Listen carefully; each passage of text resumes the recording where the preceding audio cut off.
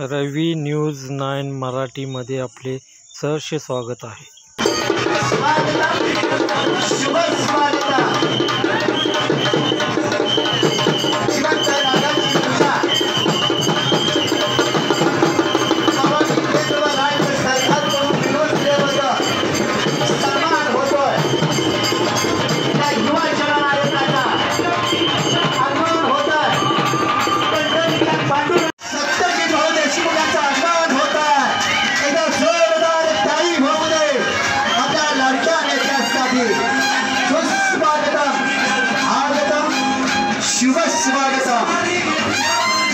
पांडुरंगाचा वारकरी ज्ञानोबा तुकोबा शिवछत्रपतीचा धारकरी आणि शिराळा विधानसभा मतदारसंघाचा खरा मानकरी आमदार सत्यजित भाऊंचं आगमन झालंय।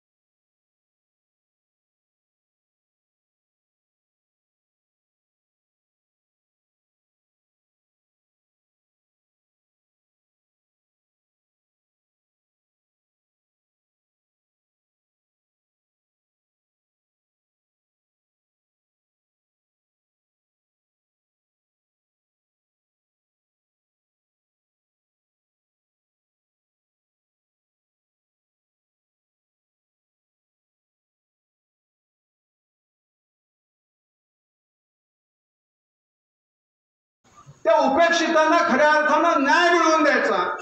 आज मला सांगा, लाडक्या बहिणींना 1500 रुपये आम्ही देतो, पण आमच्या ह्या सगळ्या विकास पुरुषांना आम्ही फक्त 400 रुपये निर्वाह भत्ता देतो, की ज्यांनी आपली नाळ जिथं पुरलेली आहे त्या जमिनी सोडलेल्या आहेत या तुमच्या अभयारण्यासाठी आणि धरणासाठी, ते वाढवण्यासाठी अहोरात्र प्रयत्न करणारी ह्यांची संघटना आहे। त्यांचं सुद्धा इथे या निमित्तानं आम्हाला आभार मानणं गरजेचं आहे। माझे सहकारी निशिकांत दादा असतील, सन्मान्य रणधीर नाईक साहेब इथं येऊन गेले, त्यांचे सुद्धा मी इथे आभार व्यक्त करतो। आदरणीय नाईक साहेब, त्यांच्या असणारे सातत्याचा आम्हाला वेगवेगळ्या कारणानं निरोप असतो, फोन असतो, आम्ही बोलतो, आणि माझा स्वभाव आहे राजकारणापुरतं राजकारण। एकदा का 15 दिवसाचं आपलं हे सत्ताकरण संपलं की आपण गजकारणाच्या मानसिकतेतनं बाहेर यायचं। आपल्याला आता या शिराळा विधानसभा मतदारसंघाला आपण शपथ दिलेली आहे की कोणत्याही परिस्थितीत महाराष्ट्राच्या पटलावरती विकासाचा ज्यावेळेस आलेख लिहिला जाईल त्यावेळेस हा शिराळा विधानसभा मतदारसंघ हा त्या असणाऱ्या नामावलीमध्ये कुठेतरी झळकला पाहिजे, यासाठी आपल्याला झटायचंय। आणि ज्या ज्या असणाऱ्या आपल्या सहकार्याचं आपल्याला त्यासाठी मार्गदर्शन आणि सहयोग मिळेल त्या सगळ्या सहकार्याचं आपण मार्गदर्शन आणि सहयोग घेणार आहे। इथं उपस्थित असलेले आमचे तीर्थरूप फतेसिंग काका असतील, चिमण भाऊ इथे येऊन गेले, माझे असणारे सहकारी भगत नाना, त्यांचा सुद्धा इथे या निमित्तानं मला आभार व्यक्त करायचे।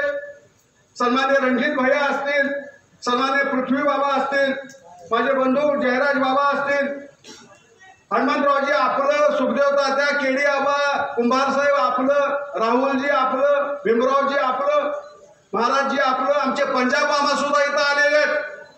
पंजाब मामांचं माझं मला वाटतंय ते मामा असतील सम्राट बाबांचे, पण मी त्यांना मामा मानतो कारण का माझं त्यांचं एक वेगळ्या पद्धतीचं ऋणानुबंध आहे। ते सुद्धा इथं आलेले आहेत।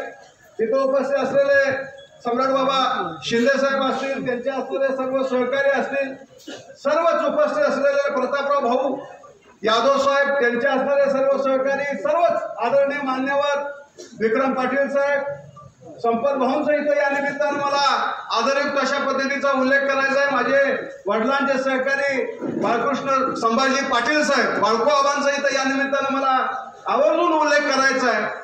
मंचकावर उपस्थित असलेले सर्वच आदरणीय मान्यवर, आमच्या अनिताताई धस असतील, विद्याताई पाटील असतील, कुलकर्णी काकी असतील, आमच्या अनिता काकी असतील, सर्वच आमच्या काकी सुद्धा इथं आलेल्या आहेत। त्यांचं सुद्धा मी इथं ऋण निर्देश करतो की तुम्ही सगळी इथं या निमित्तानं आला।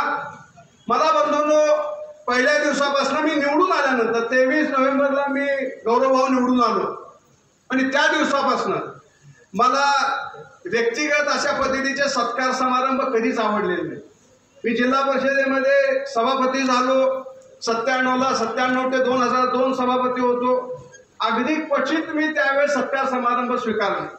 त्यावेळेस मला देशमुख साहेब बळबळ सांगायचे, अरे सत्कार घ्यायचे असतात त्याशिवाय तुझी ओळख होणार नाही, तू त्यानिमित्तानं असणाऱ्या आपल्या सर्व सहकार्यांना समजून घेऊ शकणार नाहीस, त्यांची मतं तुला कळणार नाही, पत्रकार महोदयांच्या बरोबर तुझा संवाद होणार नाही, त्यांना तुझी मतं कळणार नाहीत, तू काय बोलतोयस त्याच्यावरचं परीक्षण हसबनीस साहेबांची आणखी शहा साहेबांची असणारी जी कक्षा आहे ती कक्षा करू शकणार नाही।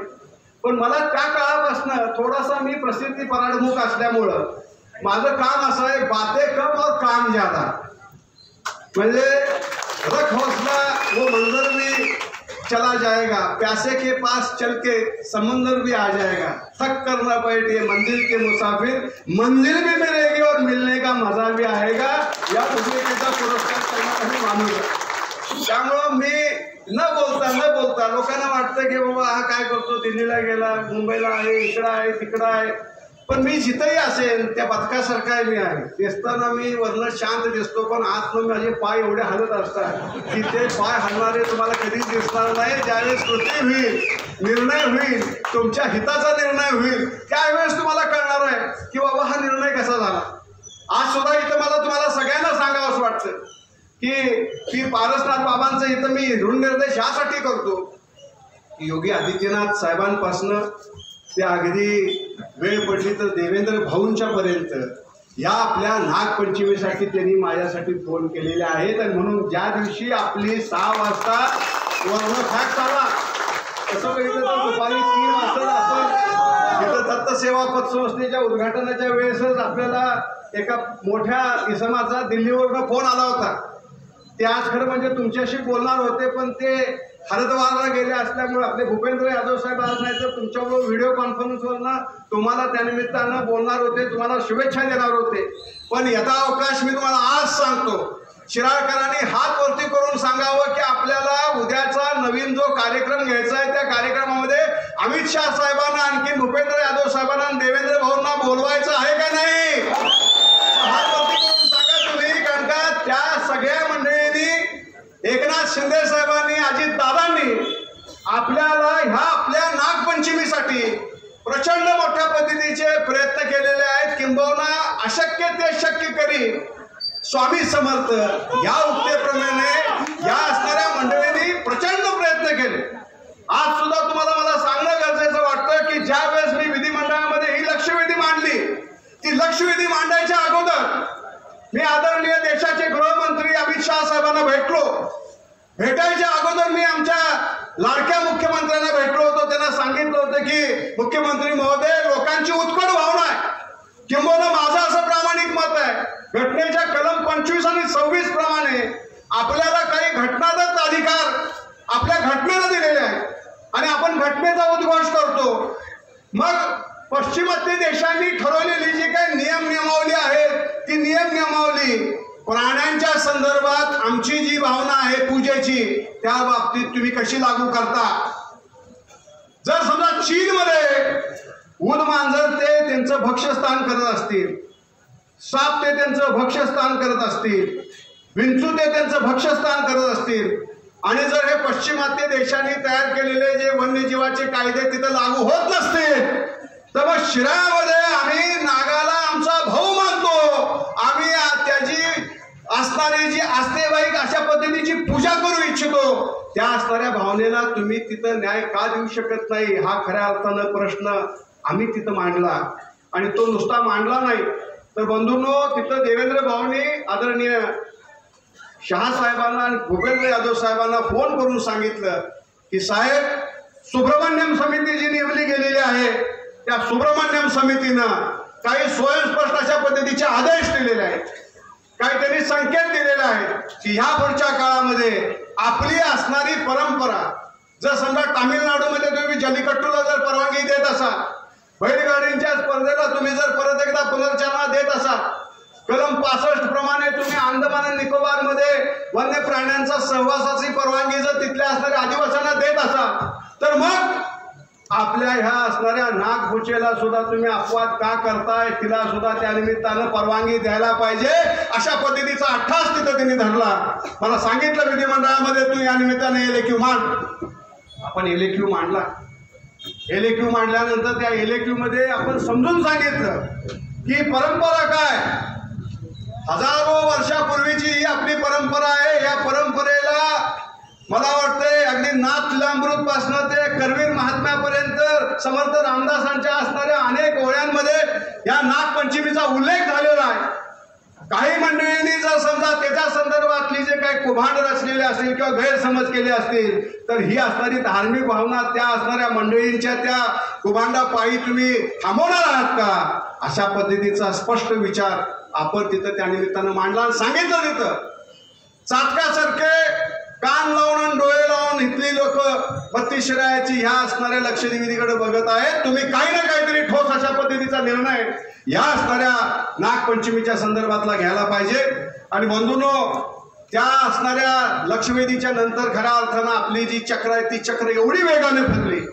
धैर्यशील माने साहेब असतील, मी असेल, सदाभाऊ खोत साहेब असतील, इथं मंचकावर बसलेले अनेक आमचे सहकारी असतील, या सगळ्या सहकार्यांनी त्याचा पाठपुरावा केला आणि त्याचा परिपाक असा झाला की बरोबर 28 तारखेला संध्याकाळी 6 वाजता ज्या वेळेस आपल्याला या संदर्भातला निरोप फडकला की आपण आता जाहीररित्या लोकशिक्षण आणि धार्मिक शिक्षण या असणाऱ्या संज्ञेखाली ही नागपंचमी परत एकदा पूर्ववत सुरू करायची. 21 मंडळांना या निमित्तानं मंजुरी मिळाली. 21 आपले मित्र जे आहेत, जे प्राणी मित्र आहेत, निसर्ग मित्र आहेत, त्या मित्रांना या निमित्तानं नाग हाताळण्याची आणि नागाच्या बाबतीतली असणारी माहिती, मग ती असणारी झुऑलॉजिकल माहिती असेल, पारंपरिक माहिती असेल, धार्मिक माहिती असेल, ही सगळी माहिती तिथं त्या निमित्तानं देण्याच्या संदर्भातली एक महत्वपूर्ण अशा पद्धतीचा निर्णय घेतला. तो पण आपण संध्याकाळी का घेतला त्याचं सुद्धा कारण आहे तुम्हाला. आता माधुरी हत्तीनीच्या संदर्भात बघताय, ती हत्तीन बिचारी नांदीच्या मठामध्ये सुकणीवर राहत होती, तिची निगा तिथली लोक घेत होती. पण कोणतरी प्राणी मित्र उठला आणि तिने सांगितलं की हत्तीनीला आर्थरायटिस झालेला आहे, हत्तीनीच्या पायाला लागलेला आहे, हत्तीनीला घेऊन जायला पाहिजे. कुठंतरी केस घातली, केस घातल्यानंतर त्या संदर्भातला निर्णय झाला, हत्तीन गेली. आणि अशा पद्धतीनं उद्या कुठल्याही पद्धतीनं अटकाव होऊ नये यासाठी संध्याकाळी निर्णय झाला. सकाळी आपण तो साजरा करण्याच्या संदर्भातला जो सरकारचा नियम आहे त्या नियमाला अधीन राहून आपण साजरा केला. आता मगाशी जे आपले खासदार महोदय आपल्याला सांगून गेलेले आहेत की ही नागपंचमीची खऱ्या अर्थानं परत पूर्ववत सुरुवात आहे असं म्हणलं तर काय वावगं ठरणार नाही. हे जे दार आहे, जार जे बंद होतं तिची खिडकी आज आपण उघडी केलेली आहे. आता पुढच्या काळामध्ये आपल्याला त्याचा जर महाद्वार करायचा असेल तर आपल्याला काही निर्बंध आपल्या स्वतःवरती सुद्धा घालून घ्यायला लागतील आणि ते घालण्याची, ते घेण्याची खऱ्या अर्थानं जबाबदारी ही तुमची आणि माझी सर्वांची आहे. कारण का शेवटी आपल्याला आपला हेतू काय, मगाशी पृथ्वी बाबा बोलले, रणजित भैया बोलले, सन्मान्य सम्राट बाबा बोलले, माझं विजन वेगळं आहे या शिरायाच्या बाबतीत. ही शिरायाची नागपंचमी जर आपण तिला गत वैभव प्राप्त करून दिलं तर ही जगाचं असणारं कुतूहलाचं केंद्र होणार आहे. किंबहुना माझं तर म्हणणं असं आहे की जगातली काही जी काही धार्मिक पर्यटनाची स्थळं जी आहेत त्या पर्यटनाच्या स्थळामध्ये या असणाऱ्या 32 शिरायाचा नामोल्लेख करण्याची एक संधी या नागपंचमीच्या रूपानं आपल्याला मिळालेली आहे. आणि म्हणून आपण ती संधी दवडायची नाहीये. आता बाबांनी किंवा अन्य असणाऱ्या सहकार्याने मागितलं की बाबांना मैदान द्या, अन्य असणाऱ्या सुविधा द्या. एकदा का तुम्ही ह्या संदर्भातली जगविख्यात अशा पद्धतीची नागपंचमीची आपली असणारी पूजा जी आहे ती साता समुद्रापार जी होती तिच्या संदर्भातली आख्यायिका ती एकदा परत एकदा बंदता सुरू झाली की जगातील असणारी लोक इथं कुतूहलानं येतील. आणि पायाभूत सुविधा सरकार उद्या आज नाशिकमध्ये एवढ्या मोठ्या पद्धतीच्या पायाभूत सुविधा का देत आहे. आशिष शेलार साहेब 21 तारखेला आदरणीय महंत पारसनाथ बाबांचा आशीर्वाद घेण्यासाठी येणार आहे. काय येणार आहेत ते, सिंहस्थ कुंभमेळा होणार आहे नाशिकमध्ये. सिंहस्थ कुंभमेळा नाशिकमध्ये झाल्यानंतर असणारे सगळे नाथपंथी जे आहेत ते येत आहेत आपल्याकडे शिरायाला. नाशिकमध्ये जर आपण 1000-2000 कोटी रुपये जर वेगवेगळ्या पायाभूत सुविधांसाठी खर्च करत असू तर आपल्या असणाऱ्या इथल्या परिसरासाठी सुद्धा, आपल्या गोरक्षनाथ महाराजांच्या असणाऱ्या परिसरासाठी, शिरायासाठी सुद्धा 100-200 कोटी रुपये खर्च करायला काय अडचण आहे. आणि हे पाहण्यासाठी म्हणून महाराष्ट्राचे सांस्कृतिक कार्यमंत्री आणि ज्यांची आघात छत्र आहे नाथपंथीयांवरती, गोरक्षनाथ महाराजांच्या वरती, मच्छिंद्रनाथ महाराजांच्या वरती सातत्यानं ते वेगवेगळ्या ठिकाणी गोरखपूरला सुद्धा ते जाऊन आलेले आहेत. आणि म्हणून मला तुम्हाला सगळ्यांना सांगायचं की आपल्याला हे जर या निमित्ताने एक केंद्र आपण तयार केलं तर त्या केंद्राचा खऱ्या अर्थानं तुमचा चेहरा मारा बदलून जाणार आहे. तुम्ही जावा शनी शिंगणापूरला, तुम्ही जावा गोरखपूरला, तसंच तुम्ही या शिरायाला आणि शिरायामधली असणारी ही पायाभूत सुविधांची मालिका बघा. हे सांगण्यासाठी ह्या नागपंचमीच्या माध्यमातून आपण खऱ्या अर्थानं आपली जी सुरुवात झालेली आहे, परत पुनर्सुरुवात झालेली आहे, या पुनर्सुरुवातीतून खऱ्या अर्थानं आपण ती मुहूर्तमेढ लावायची. माझी तुम्हाला कळकळीची विनंती आहे शिराळकरांनो, आपण विकासाच्या संदर्भात चिंता करू नका. आज इथं काही मागण्या झालेल्या आहेत. इथलं कार्यालय असेल, इथल्या असणारे वेगवेगळ्या सुविधा असतील, मला वाटतं विकासात्मक कामांच्या बाबतीत तर अनेक सुविधा आपण दिलेल्या आहेत. रस्ते असतील, नाल्या असतील, गटर्स असतील, पूल असतील. पण आपण अजून सोमवार पेठेमध्ये चांगलं शौचालय देऊ शकलेलं नाही. त्यामुळे ते देणं, वेगवेगळ्या पातळीवरती आपल्या असणाऱ्या क्रीडांगणाच्या माध्यमातून आपली सुविधा असेल ती देणं, किंबहुना माझं प्रामाणिक मत आहे, मी ज्यावेळेस आमदार म्हणून निवडून गेलो त्यावेळेस खऱ्या अर्थानं मी पहिला प्रश्न जर कुठला मांडला असेल तर तो कुंडलापूरच्या धनगरवाड्याच्या आमच्या असणाऱ्या उपेक्षित धनगर समाजाच्या सहकार्यांसाठी मांडला. काय प्रश्न होता तो, एका बाजूला तुम्ही मुंबईमधले, ठाण्यामधले असणारे प्रकल्पग्रस्त आहेत, त्या प्रकल्पग्रस्तांना तुम्ही एका स्टीलप्रमाणे, एका चालप्रमाणे तुम्ही त्यांच्या असणाऱ्या जमिनीची मोबदला देता. पण इथं 97ला तुम्ही त्यांच्या जमिनी एका कागदी आदेशानं ताब्यात ठेवलेल्या आहेत. 1 रुपया तुम्ही दिलेला नाही. वाजवून 1 रुपया तुम्ही त्यांना दिलेला नाही, त्याला कुठली सुविधा मिळालेली नाही, आणि हे सगळं मांडलं आम्ही, पटवून दिलं तिथं सरकारच्या समोर. बंधूंनो, तुम्हाला सांगायला अभिमान वाटतो, सरकारनं ते मान्य केलंच की आमची अक्षम्य चूक झालेली, आम्ही हे कसं करू शकलो. सांगितलं तिथं एका बाजूला तुम्ही आमच्या असणारे अभयारण्यग्रस्त आहेत, त्या अभयारण्यग्रस्तांना तुम्ही उचलताय, कलम 4 लावताय, आणि त्यानंतर सांगताय 11, 12, 13 कलम आमची लागू झालेली नाही, तर म्हणून आम्हाला तुम्हाला अन्य पद्धतीच्या सुविधा देता येत नाही. आणि इकडे तुम्ही एका बाजूनं जमीनच ताब्यात घेताय, जमिनीचा मोबदला नाही, शेतकरी सन्मान योजनेचा फायदा नाही, अन्य असलेल्या सुविधा नाही.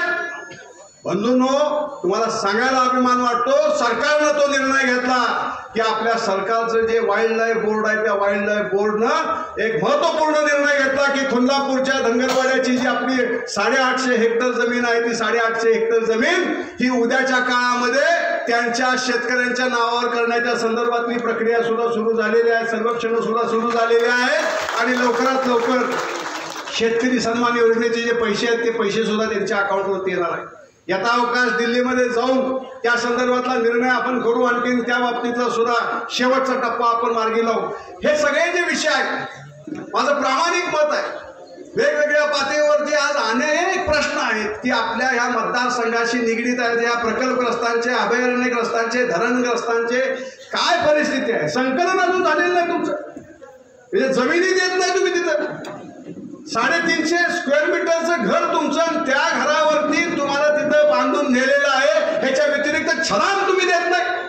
आणि अशा पद्धतीने जर समजा ज्या मंडळींनी स्वतःची असणारी सगळी हयात तिथं घालवली, 5 मिनिटात तुम्ही त्यांना उठवताय आणि सांगताय की तुम्ही इथं जावा, दुसऱ्या ठिकाणी आम्ही तुमची अगदी सादर व्यवस्था करू, आणि त्यानंतर 20-20 वर्ष झाल्यानंतर सुद्धा तुम्ही त्यांना तिथं चर्चेला सुद्धा बोलवत नाही. उद्याच्या काळामध्ये खऱ्या अर्थानं राहून आपल्याला ह्या उपेक्षितांचा आवाज विधिमंडळामध्ये बनायचा आहे, आपल्या असणाऱ्या सर्व बेरोजगार तरुणांचा आवाज उद्याच्या आपल्या विधिमंडळामध्ये बनायचा आहे, आपल्या असणारे वेगवेगळे जे आमचे वडीलधारी सहकारी आहेत. कालच मी एक पिक्चर बघितला, जुनं फर्निचर, फार सुंदर पिक्चर आहे महेश मांजरेकर, आणि मी त्यावेळेस भारावून गेलो. मी ठरवलं की आपल्या असणारे जे 60च्या वरचे जे सर्व वडीलधारी बांधव आहेत, त्या कुठल्याही बांधवाला असं वाटता कामा नाही की कुटुंबातला कोण जर सहकारी त्याच्याकडे लक्ष देत नसेल तर सरकार त्याचा भाऊ म्हणून, सरकार त्याचा असणारा त्याचा पाठीराखा म्हणून यापुढच्या काळामध्ये 60च्या वरच्या असणाऱ्या वडीलधारांच्या मागं सरकार उभं करण्याच्या संदर्भातलं शिवधनुष्य आम्ही उचललेलं आहे. निश्चितपणे तुम्हाला मी सांगतो,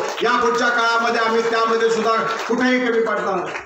मला आपल्या असणाऱ्या मतदारसंघाच्या बाबतीत तर तुम्हाला मला अगदी विनम्रपणानं सांगायचं, हा मतदारसंघ अगदी अण्णाभाऊ साठेंचं स्मारक असेल, ते लवकरात लवकर त्याच्या जागेच्या संदर्भातला निर्णय अंतिम होणार आहे. हे स्मारक आपलं मार्गी लागतंय, त्या बाबतीतले असणारे जे काही कागदोपत्री विषय आहेत ते आता मार्गी लागायच्या अंतिम अवस्थेत आहेत. त्याचबरोबर आमचं कोथरूडमध्ये देशमुख साहेबांच्या स्मारकाच्या संदर्भातली जागा जवळजवळ 9 एकर आपण आता वर्ग करून घेतलेली आहे. या असणाऱ्या आपल्या संभाजी महाराजांच्या स्मारकाच्या संदर्भात सुद्धा ज्योतिरादित्य सिंधिया साहेब आले, ते म्हणले की मी जर कुठं गेलो पहिल्यांदा तर मी भुईकोट किल्ल्यावरती जाणार, कारण का आम्ही महाराजांचे सरदार आहोत, आम्ही कुर्णीसाद करणार तिथं. आणि त्यांनी तिथं सांगितलं या स्मारकाला आम्ही 1 रुपया म्हणजे कितीही पैसे लागले तर आम्ही कमी पडणार नाही. आज सरकारच्या माध्यमातून 13 कोटी रुपये या आपल्या स्मारकासाठी बंधूंनो मंजूर झालेले आहेत. आणि त्याहूनही पुढे जाऊन या असणाऱ्या सगळ्या प्रक्रियेमध्ये माझं उद्याच्या काळामध्ये आपल्या मतदारसंघाच्या बाबतीतलं जे खरं लक्ष आहे ते या मतदारसंघातल्या असणाऱ्या शिक्षणावरती, या मतदारसंघातल्या असणाऱ्या आरोग्याच्या प्रश्नावरती, आणि आपल्या मतदारसंघाला पर्यटन अनुकूल कसं करता येईल. मग ते ॲग्रो टुरिझम असेल किंवा फॉरेस्ट टुरिझम असेल, तुमचा असणारा पर कॅपिटल इन्कम, तुमचा असणारा जो उत्पन्नाचा जो नकाशा आहे किंवा अक्षांश आहे तो कसा वाढेल यासाठी आम्ही प्रयत्न करणार आहे. मला तुम्हाला खात्री नाही ह्या निमित्तानं सांगायचं आहे की माझ्या विजनमध्ये येत्या येणाऱ्या काळामध्ये चांदोलीच्या आपल्या या ठिकाणी, चांदोलीच्या आपल्या अभयारण्याच्या ठिकाणी, सह्याद्रीच्या व्याघ्र प्रकल्पाच्या ठिकाणी, आपल्या प्रचितगडापासून ते अगदी त्या परिसरापर्यंत काही ना काहीतरी चांगलं असं की जे आपल्या देशातले जे काही चांगल्या अशा प्रतिकृती आहेत त्या तिथं निर्माण करायच्या, आणि जगातले आणि महाराष्ट्रातले आणि देशातले पर्यटक आपल्याकडे कसे आकृष्ट होतील या बाबतीतलं सुद्धा आम्ही लवकरात लवकर प्रयत्न करतोय. खूप चांगल्या पद्धतीचं आपण या पुढच्या काळामध्ये सुद्धा काम करणार आहोत. माझी आपल्याला सगळ्यांना कळकळीची विनंती आहे की आपण सुद्धा सगळ्या मंडळींनी, आपण सगळे सहकारी आहोत, ही आपली असणारी संघटना आहे, आपण सगळे एका विचाराचे आहोत. देशमुख साहेबांनी आपल्याला खूप चांगल्या पद्धतीचे संस्कार दिलेले आहेत. दादांचं नेतृत्व, दादांचं व्यक्तिमत्व असं होतं की दादांच्या मृत्यूच्या अगोदर 3 दिवस एका सहकार्यानं स्वतःच्या असणाऱ्या मुलाच्या औषधाच्या बिलाच्या संदर्भातलं पत्र मागितलं. मला वाटते हात थरथरत होते तरी पण त्यांनी सही केली आणि सांगितले की तुझे 1,27,000 रुपयाचं जे बिल आहे ते तुमचे शेटे होते, ओमप्रकाश शेटे म्हणून त्यावेळेस मुख्यमंत्री कार्यालय बघायचे मेडिकल विभाग, त्यांना ते पत्र पाठवलं होतं, मला अजूनही आठवते. त्यामुळे हा वारसा आपल्याला सगळ्यांना आहे बंधूंनो, सेवेचा वारसा आहे. आपण कोणत्याही परिस्थितीत आपण ह्या पुढच्या काळामध्ये तो वारसा पुढे घेऊन जात असताना आपल्या समोर अनेक अडथळे जरी आले तर ते अनेक अडथळे आपण पार करायचे आहेत. कारण का आपल्याला देशमुख साहेबांच्या असणाऱ्या स्वप्नातला शिराळा विधानसभा मतदारसंघ उद्याच्या काळामध्ये निर्माण करायचा आहे. अनेक संस्थात्मक बाबतीच्या संदर्भात सुद्धा चर्चा होती. मी तुम्हाला आज इथे या निमित्तानं ग्वाही देतो, खूप गंभीरपणे काही गोष्टींच्या संदर्भातला उहापोह सुरू आहे. येत्या येणाऱ्या काळामध्ये देशाचं जे नेतृत्व आहे ते देशाचं नेतृत्व गांभीर्यानं या मतदारसंघामध्ये सुद्धा काही ना काहीतरी मोठा अशा पद्धतीचा उपक्रम किंवा मोठ्या अशा पद्धतीच्या ज्या काही उद्योग व्यवस्था आहे त्या उद्योग व्यवस्था देण्याच्या संदर्भातला मानस त्यांच्या मनामध्ये आहे की ज्या माध्यमातून या मतदारसंघातल्या असणाऱ्या आमच्या बेरोजगार तरुणांच्या मनामध्ये जी खदखद आहे की आम्हाला या निमित्तानं शाश्वत रोजगार मिळावा, तो शाश्वत रोजगार निश्चितपणे आम्ही देऊ. आणि त्यावरून पुढे जाऊ तुम्हाला सगळ्यांना सांगावं असं वाटतं की मुख्यमंत्री महोदयांचं मी काम बघतोय, मुख्यमंत्री महोदयांच्या बरोबर फार जवळून मी काम बघतोय त्यांचं. आज मुख्यमंत्री सौर ऊर्जेच्या माध्यमातून त्यांनी जे सौर ऊर्जेचं जे जाळं उभा करायचा निर्णय घेतलेला आहे, 16,000 मेगावॅट या महाराष्ट्रामध्ये सौर पॅनेलच्या माध्यमातून ऊर्जा जी आहे ती ऊर्जा सर्वसामान्य शेतकऱ्यांना सकाळी 9 ते संध्याकाळी 5 मोफत देण्याच्या संदर्भातला निर्णय त्यांनी घेतला. बळीराजा कृषी सन्मान योजनेच्या माध्यमातून 7.5 HP असणारे सगळे शेतकरी आहेत, त्यांच्या सगळ्या शेतकऱ्यांची 18,000 रुपयाची वर्षाची बिलं या निमित्तानं माफ झाली. आपल्या असणाऱ्या शिराळा तालुक्यामध्ये सुद्धा नाटोली या गावामध्ये आमच्या तानाजी पाटील इथं आहे, 3.5 मेगावॅटचा आपला उपक्रम जो आहे या सौर ऊर्जेचा पायाभूत उपक्रम हा आपला नाटोलीमध्ये आता कार्यान्वित होणार आहे. कालच त्याच्या संदर्भातले जे करार बदल आहेत ते करार बदल झालेले आहेत. 50-60 मुलांना या निमित्तानं तुम्हाला ज्ञातपणानं रोजगार देता येणार आहे. आणि 1200 आमच्या असणाऱ्या पंपधारक शेतकऱ्यांना सकाळी 9 ते संध्याकाळी 5 मोफत वीज देण्याच्या संदर्भातला पहिला पायाभूत उपक्रम हा शिराळा तालुक्यामध्ये आपण कार्यान्वित करत आहोत. आणि जर मांगलेकरांनी आम्हाला जागा दिली, लादेवाडीला झाली म्हणजे तिथं सुद्धा 3 मेगावॅट मिळालं म्हणजे तिथं 1200.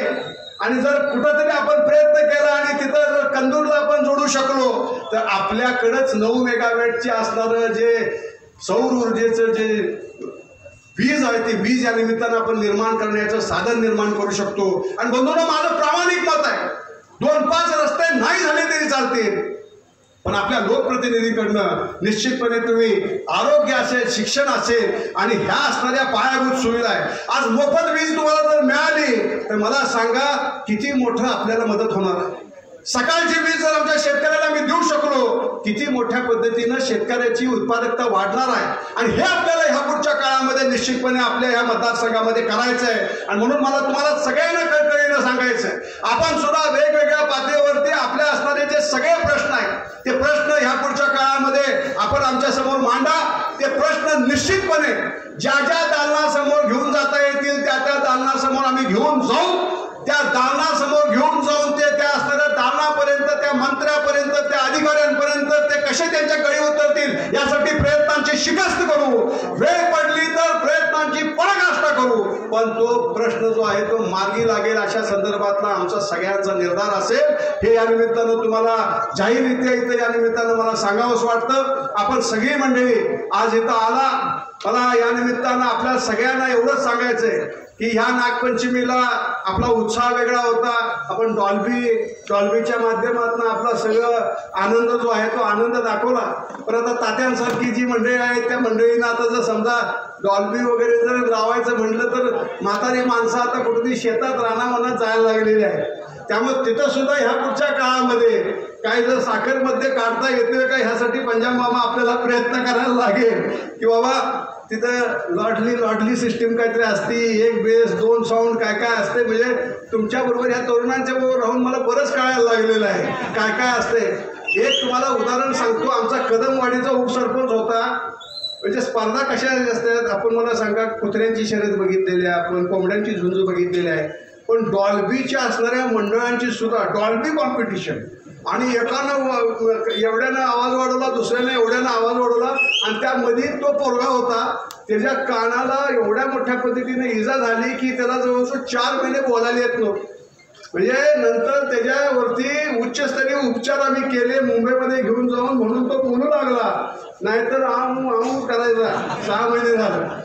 मला काळजी वाटायला लागली तुम्हाला. म्हणून मला सगळ्यांना सांगावंसं वाटतं की आपण सुद्धा ह्यावेळेस आपल्याला पोलीस यंत्रणेनं खूप मदत केलेली आहे, महसूल यंत्रणेनं मदत केलेली आहे, वन खात्यानं मदत केलेली आहे.